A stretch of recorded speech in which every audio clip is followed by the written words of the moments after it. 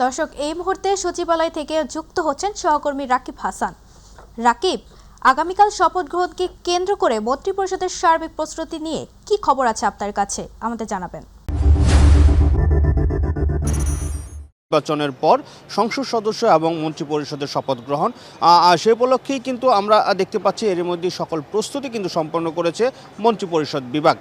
আমরা একটি বিষয় একটু জানাতে চাই, আজকেই কিন্তু মন্ত্রিপরিষদ বিভাগের নতুন যে মন্ত্রিপরিষদ সচিব নিয়োগ করা হয়েছে, যিনি আগে ছিলেন স্বরাষ্ট্র মন্ত্রণালয়ের সিনিয়র সচিব নাসিমুল গনি, তাকে কিন্তু এখন পদায়ন করে আনা হয়েছে এই মন্ত্রিপরিষদ বিভাগে।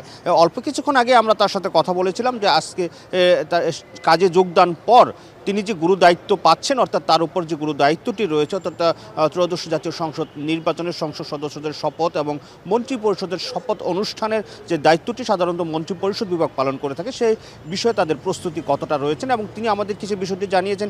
এরই মধ্যে প্রায় সকল প্রস্তুতি কিন্তু তারা সম্পন্ন করেছেন এবং মন্ত্রীদের শপথ অনুষ্ঠানের জন্য তাদের আর যা যা করা দরকার আগামীকালকে সকালে হয়তো বা মন্ত্রীদের যে তালিকা পাওয়ার সাপেক্ষে তারা কিন্তু তাদের জন্য গাড়িগুলো তৈরি রাখবেন, গাড়িগুলো রেডি রাখবেন এবং তালিকা অনুযায়ী তাদের বাসায় গাড়িগুলো চলে যাবেন। এছাড়া আরেকটি বিষয় আমি একটু বলতে চাই, এবার কিন্তু আসলে শপথ হচ্ছে শুধু সংসদ সদস্যদের না, সংসদ সদস্যদের পরে আরও একটি শপথ হবে, যেটি হলো সংবিধান সংস্কার পরিষদ যে রয়েছে, সংবিধান সংস্কার পরিষদেরও কিন্তু শপথ অনুষ্ঠিত হবে। এটি একটি নতুন শপথ, যেহেতু জুলাই সনদের পক্ষে হা ভোট বিজয়ী হয়েছেন, সেই অনুযায়ী এই সংবিধান সংস্কার পরিষদটি শপথ গ্রহণ করবেন এবং তারপরে আমরা যতটুকু জানতে পেরেছি যে বিকেলে অনুষ্ঠিত হবে মন্ত্রিপরিষদের যে শপথ সেটি। আমরা আরেকটি বিষয় একটু জানাতে চাই, আমরা কিন্তু এর মধ্যে কথা বলেছিলাম গৃহায়ন ও গণপূর্ত উপদেষ্টা যে আদিলুর রহমান খান, তার সাথে কথা বলেছিলাম, জানতে চেয়েছিলাম যে আসলে আগামী মন্ত্রিসভায় কারা কারা আসছেন বা তাদের জন্য কী কী প্রস্তুতি নেওয়া হয়েছে গৃহায়নের পক্ষ থেকে। আপনারা জানেন যে যারা মন্ত্রী বা প্রধানমন্ত্রী হবেন সকলের বাসস্থানের ব্যবস্থা, অর্থাৎ তাদের যে তারা যে জায়গাটিতে থাকবেন, যে বাড়িটিতে থাকবেন, সেগুলো কিন্তু এই গৃহায়ন গণপূর্তের অধীনেই সেগুলো হয়ে থাকে, সাধারণত নির্দিষ্ট হয়ে থাকে। তিনি আমাদেরকে যে জানিয়েছেন যে এর মধ্যে 37টি বাড়ি কিন্তু প্রস্তুত রাখা হয়েছে নতুন মন্ত্রিপরিষদের সদস্যদের জন্য।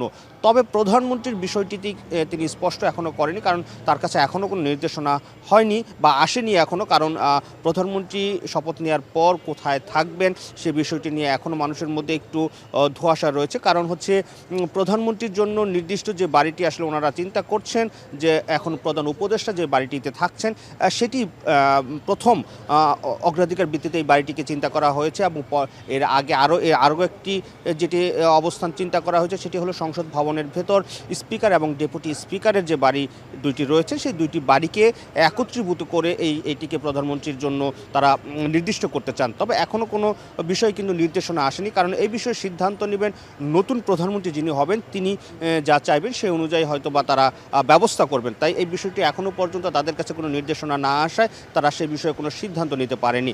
তবে অন্যান্য যে বিষয় বলছিলাম যে তিনি আমাদেরকে যেটি জানিয়েছেন যে আসলে মন্ত্রিপরিষদের সদস্যের সংখ্যা বাড়তে পারে কিংবা কমতে পারে। তো কালকে সেই সংখ্যা নির্ধারিত হওয়ার পরেই তারা প্রয়োজনীয় আরও যে ব্যবস্থাগুলো রয়েছেন সেই ব্যবস্থাগুলো তারা গ্রহণ করবেন। তবে আমরা বলতে পারি যে মন্ত্রিপরিষদের বিভাগ থেকে আমাদেরকে যতটুকু জানিয়েছেন যে এরই মধ্যে তারা কিন্তু শপথ অনুষ্ঠানের সকল প্রস্তুতি সম্পন্ন করেছেন। আপনারা জানেন যে সংসদ সদস্যদের শপথের দায়িত্বে রয়েছেন আসলে সংসদ সচিবালয়, তারা ব্যবস্থাটা করছেন, কিন্তু মন্ত্রিপরিষদ বিভাগের যেই শপথ অনুষ্ঠানটি হবে তারা কিন্তু টোটালি জনপ্রশাসন থেকেই সেগুলো আয়োজন করা হয়েছে। এর মধ্যে তাদের সকল প্রস্তুতি সম্পন্ন হয়েছে। সব কিছু ঠিক থাকলে আগামীকালকেই সকালেই সংসদ সদস্যদের শপথের পাশাপাশি আরও একটি নতুন শপথ আসলে সংবিধান সংস্কার পরিষদের শপথটি অনুষ্ঠিত হবে। তারপরেই আসলে আমরা জানি মন্ত্রিপরিষদ যে সদস্য তাদেরকে শপথ বাক্য পাঠ করাবেন রাষ্ট্রপতি মোহাম্মদ শাহাবুদ্দিন চুপ্পি। রাকিব, আপনাকে ধন্যবাদ। দর্শক, সচিবালয়ের সামনে থেকে আগামীকাল শপথ গ্রহণকে কেন্দ্র করে মন্ত্রিপরিষদের সার্বিক প্রস্তুতির সবশেষ তথ্য জানাচ্ছিল আমাদের সহকর্মী রাকিব হাসান।